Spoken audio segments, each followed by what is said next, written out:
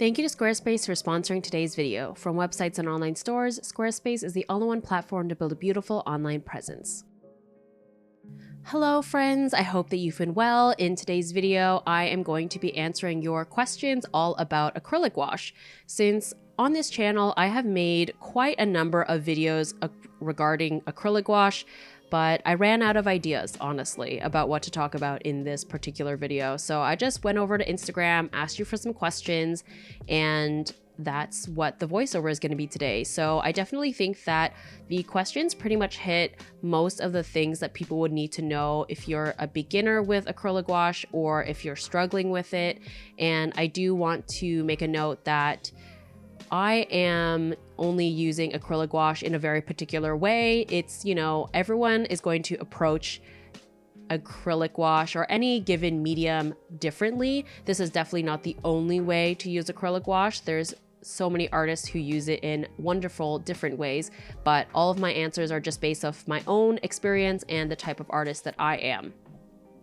So about the actual illustration, this is a angel themed portrait that is for the Patreon print this month, for the month of July. You have until July 31st if you want to sign up for this particular print and sticker that is themed with it. And I love having sets. So if you have seen the video from last month, it was a devil theme. This of course is an angel theme. So they kind of pair well together, and the stickers actually are kind of a set essentially. So I also have a secret Patreon shop where I sell the previous rewards if there are any left over. So even if you miss the deadline for July 31st for this particular reward, you can probably catch them in the secret shop in a few months' time. And if you're not interested in physical rewards, my Patreon also has exclusive videos. I have a podcast now. I have like sketchbook pages and more in-depth behind the scenes of how I construct my illustrations and things like that. So it also just supports me as a full-time artist. So if you happen to be interested, I'll have the link in the description.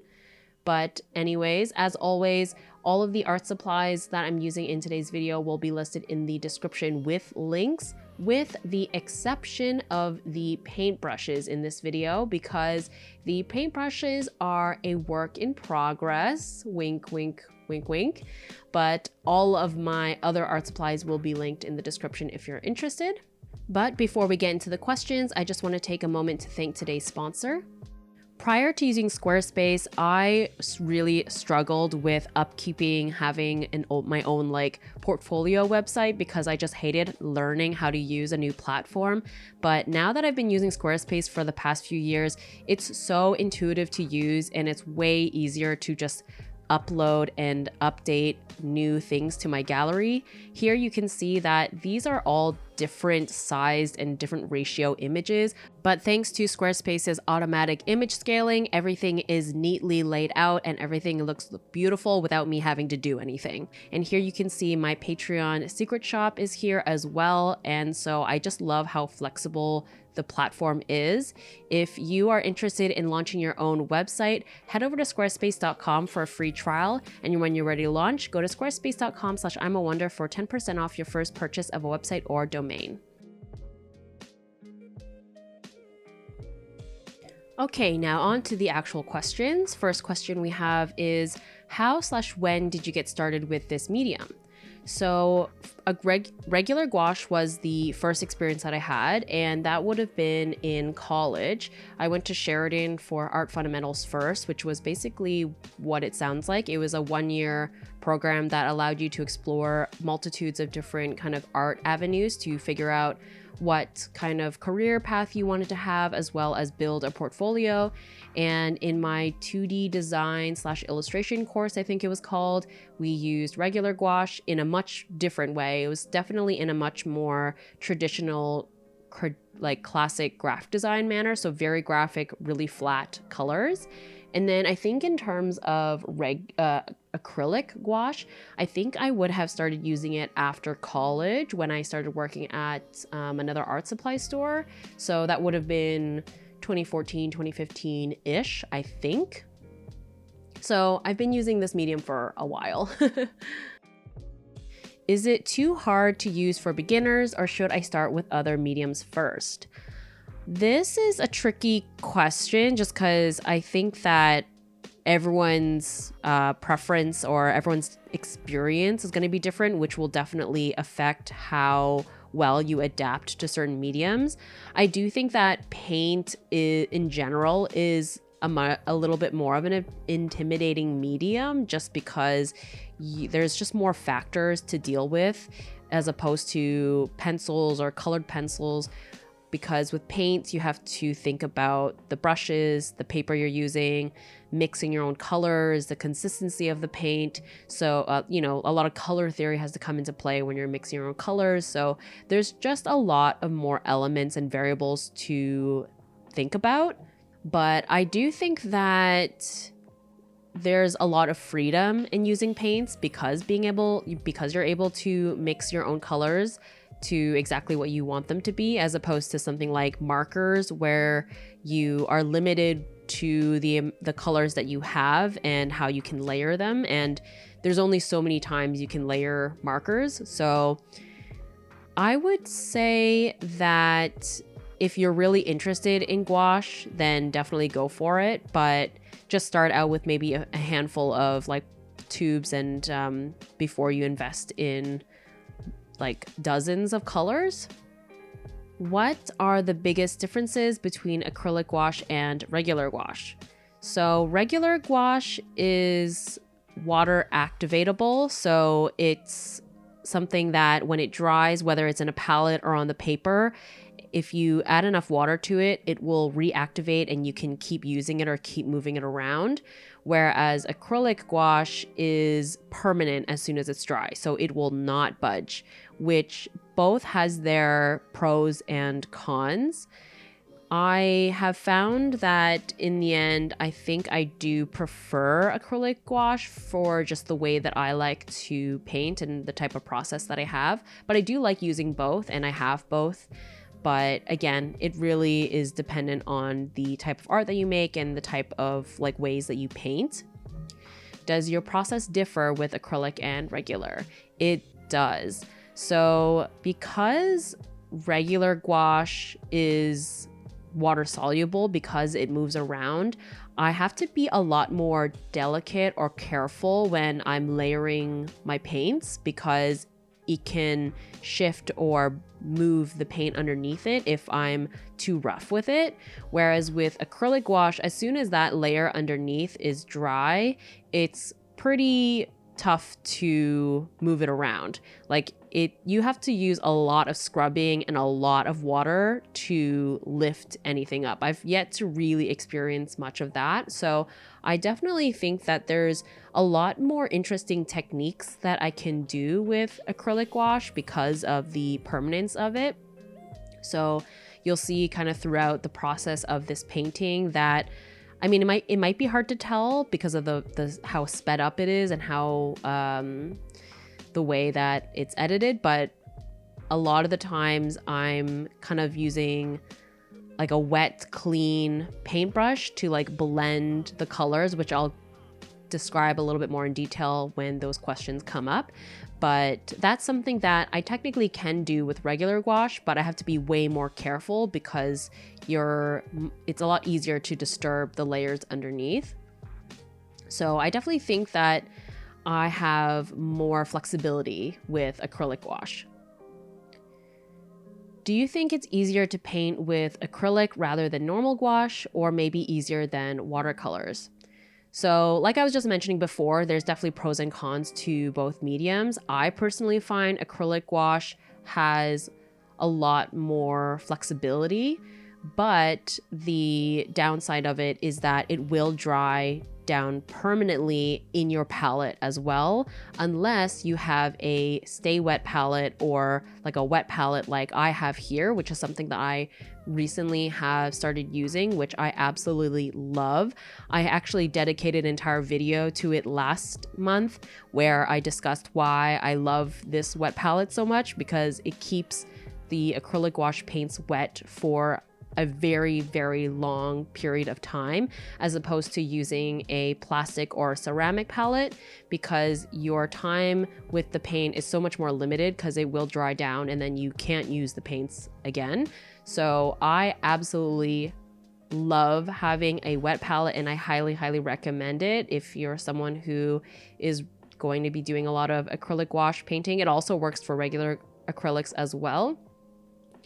But yeah, I understand that for beginners or for people just being introduced to the medium, it might be something that you don't want to invest in. So I have heard of people making their own DIY versions of it, basically like a like a very airtight sealed container, and then using like a foam sheet and then a wax or palette paper on top. I think it will achieve similar effects.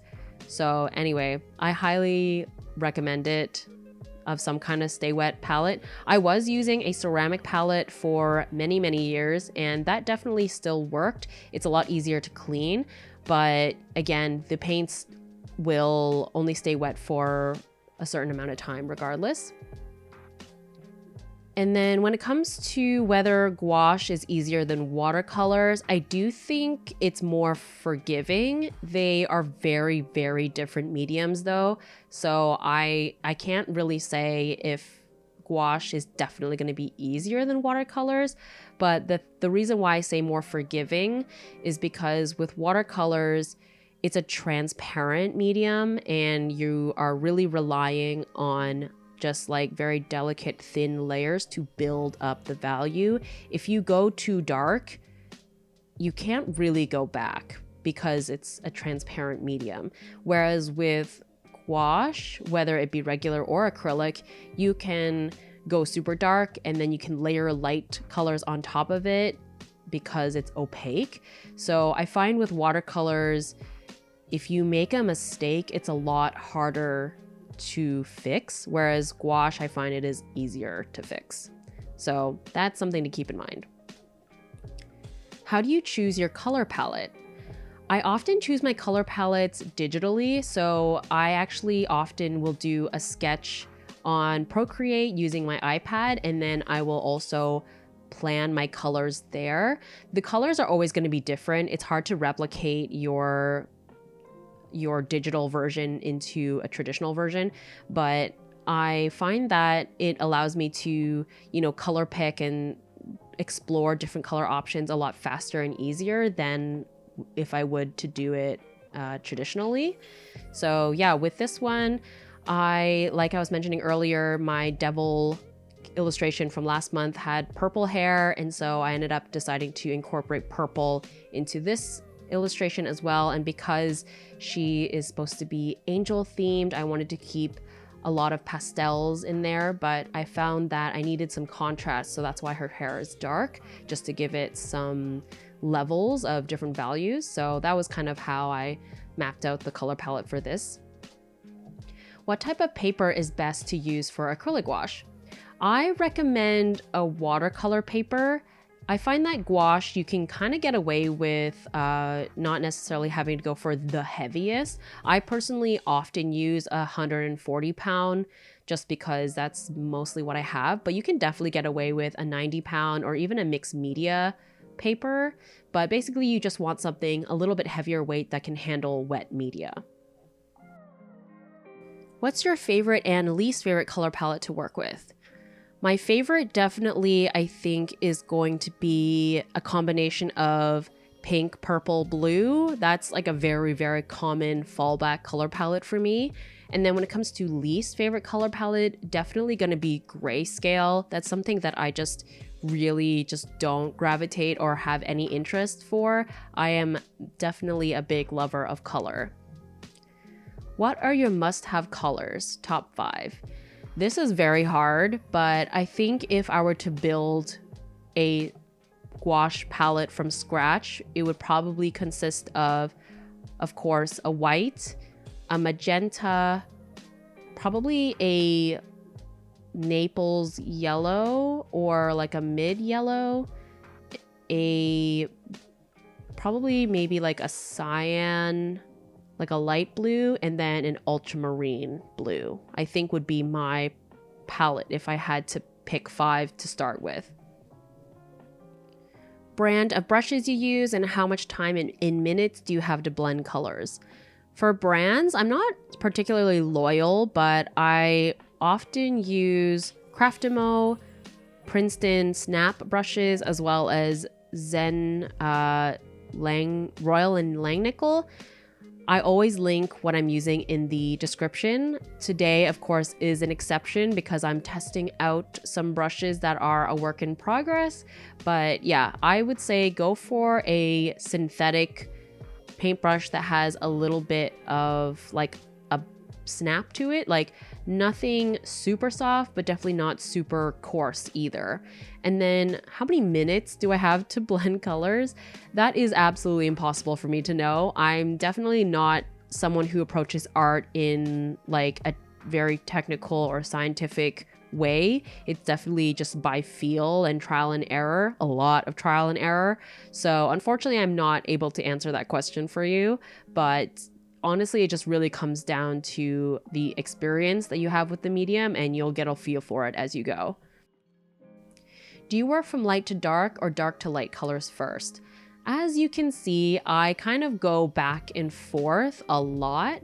I would say that I guess it's the safest bet to say I go for a mid-tone color first and then kind of carve out the darks and lights back and forth. I find that's the beauty of using gouache, is you can go back and forth a lot, which unfortunately does mean I end up reworking or overworking a lot of areas as well, which I definitely did on the skin. There was definitely a point where I feel like I definitely could have left the skin alone, but I just kept tinkering around with it and making more work for myself. But in any case, it's definitely a curse and a blessing. I think digital artists probably have that same sentiment, that the fact that you have so like the limit is infinite in terms of how many layers you can do, how often you can rework it. It's a curse and a blessing, I think.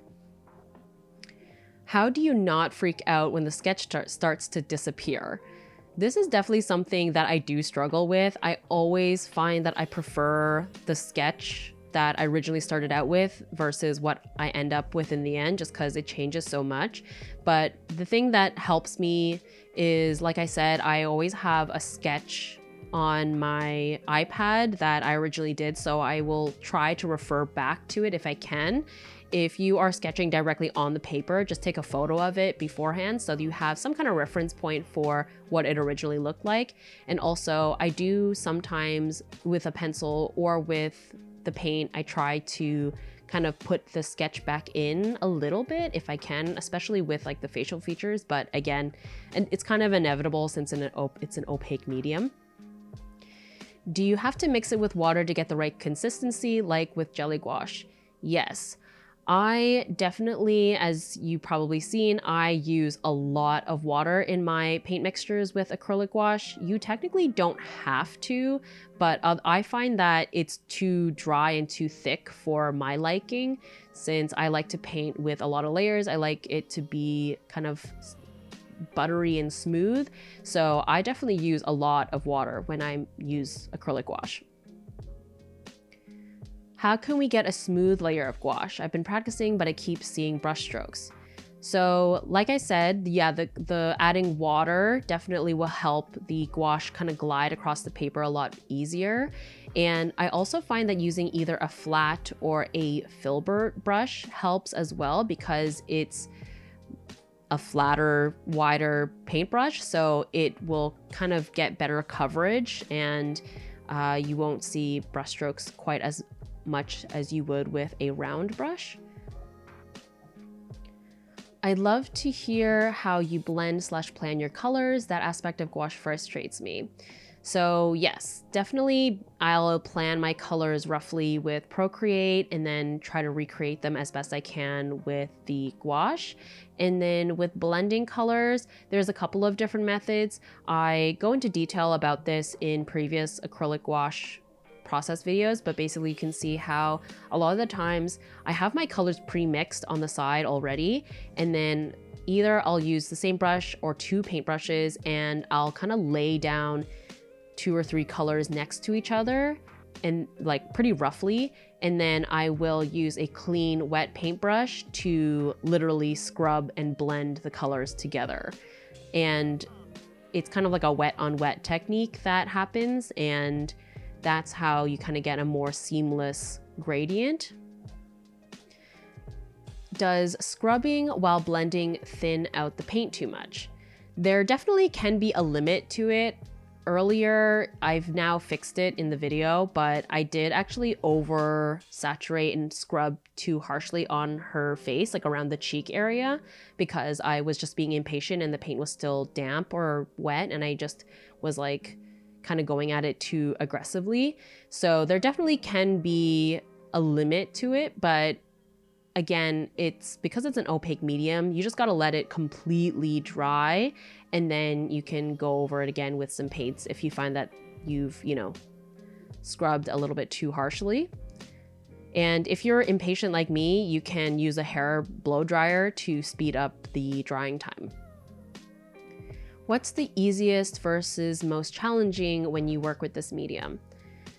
I think that I overwork a lot of areas, which I talked about earlier, and getting the right colors that I want is really challenging, and the blending, honestly, like, I mean, I think I just described everything, but honestly, like, you can't tell because this video is edited and sped up, but I actually was so stressed for a lot of the painting process of this piece. I'm relatively happy with how she turned out, but yeah, there was a lot of trial and error happening, especially on the skin. At what point do you start to layer thicker paint? This one's kind of tricky because I don't know if there's like a perfect, there's definitely not a perfect answer, but for me, I find that I don't know, I just gradually kind of use a little bit less water just because I need that opacity to cover the layer that's happening underneath or covering like the paper. But it's going to be different for everyone, honestly. It really depends on the look that you're going for. How do you know what parts to blend / leave unblended? I overblend a lot and it looks muddy, lol. This, I think, I would say that a lot of it has to do with the shadows. So I think that for me, the places where I have more crisp shadows are areas where an object is really close to another. So a really common place is like right underneath the lip. So the little shadow that's underneath the lip, that's usually a little bit sharper because the lip is so close to the chin, or the jaw versus the neck because it's a kind of larger area that would be cast in shadow, or where the hair strands are kind of covering over her cheeks, like the hair would be quite close to the cheek. So those are also like sharper shadows. And then, you know, like around her cheeks, those are much more like soft rounded areas. So we don't want super sharp blending there necessarily. It depends on the light source as well. This is something really hard to describe in words, but I hope that helps in terms of giving you a place to start. How do you deal with some paints drying darker than expected? Oh, that is actually something that I forgot to mention about acrylic gouache versus regular gouache. So regular gouache, I find that the color shift is way more drastic than it is with regular gouache. Acrylic gouache. So you can see it in this process as well, where the acrylic gouache dries a little bit darker or a little bit lighter, but the shift is very slight and doesn't happen all the time. Whereas I find with regular gouache, the color shift is way more drastic, which I think is why, again, I prefer acrylic gouache, because it's much more predictable in that sense. As for a solution, I definitely recommend having a scrap piece of paper or a swatch card next to you so that you can swatch the colors as you go before you commit it to the paper. I don't think you end up seeing it much in this process video, but I do actually have a scrap piece of watercolor paper on the side that I use to swatch some of the colors before I actually put it on the paper. How to be less scared of making mistakes with acrylic gouache, especially doing small details / lining. Like I was mentioning earlier, I find that because it's an opaque medium, it's much more forgiving. So even if you make a mistake, I find that it's a lot easier to fix because the paint can cover over whatever mistake that you made. Another thing too, because it's permanent when it's dry. For example, if you did a little line art and you kind of messed up, if you work fast enough, you can probably use a clean wet brush to like erase it, because the layer underneath should be dry if you planned accordingly, and then you can erase it. But you have to be really quick. It doesn't always work. Oftentimes I just end up having to repaint a certain area if I made a mistake. What do you do with leftover acrylic gouache since it can't be reactivated with water? So like I mentioned before, I used to use ceramic palettes, so I would end up having, you know, paint left over that I wanted to use up, and I hate wasting paints. So a lot of the times, if I could, I would actually just use the excess paint to cover like the inside of a watercolor sketchbook page or like a canvas or a wood panel or something, so that there was a background or a mid-tone to work off of. I really enjoy working off of a toned color or mid-tone to start, so I would often do that. And yeah, it's just nice to have some kind of color already on a sketchbook page. It makes it feel less intimidating to jump back into painting as opposed to just like staring at a blank page. How do you clean your palette after painting? So like I mentioned, I am now using a Stay Wet palette. So the process of that is definitely a lot different. These are more or less, you're supposed to just like throw away the palette paper and then use a new one. And then the sponge, I think you can just like rinse and reuse. But I've actually managed to use this exact same palette paper since January, and we are in July now, which is crazy. I just keep adding more water and more paint on top of it, and it's been perfectly fine. But when it came to a ceramic palette, they were also not that bad to clean. I would just literally fill all the wells with water, let it sit for maybe a couple hours. I'm lazy, so usually it would be like over the night, and I would deal with it the next day. And then yeah, the paint just sort of lifts from the palette. Sometimes you have to kind of scratch it a little bit with your nail or something, but overall it really wasn't that bad. I definitely recommend a ceramic over plastic. Plastic is like much more difficult to deal with. And our last question, have you ever considered using this medium on black or toned paper? I actually have used it on toned paper before. Way back, I purchased a bunch of papers from this Australian paper maker called Dodgy Paper. And basically they hand make paper from scraps, which I thought was so cool. And I made a whole YouTube video about it where I used one of their sheets, and it was like this like pastel green color. And it was a really interesting process, not only painting on a mid-tone paper, but also the paper itself was very textured and had a lot of like imperfections and stuff. It was really fascinating. I've been meaning to use it again since I bought like several sheets of paper, but you know me, I tend to have a lot of ideas but are not able to get to all of them in a timely manner. So yeah, I would definitely love to paint with that paper again. And I have also considered using gouache on black paper. I think that would be really, really cool, especially because I often really enjoy having a lot of like solid black background elements in a lot of my pieces. But again, a lot of ideas, not enough time. But yeah, that pretty much wraps up today's Q&A session about acrylic gouache. I hope that this was helpful for you, for those of you who have been interested in this medium or if you're struggling with it.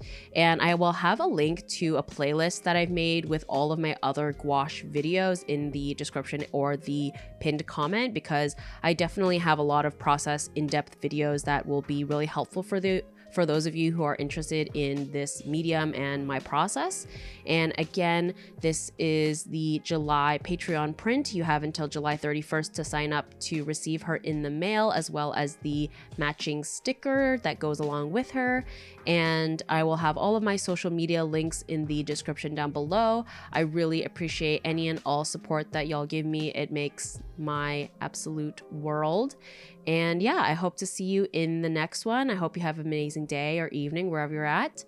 And that's it for me. Bye.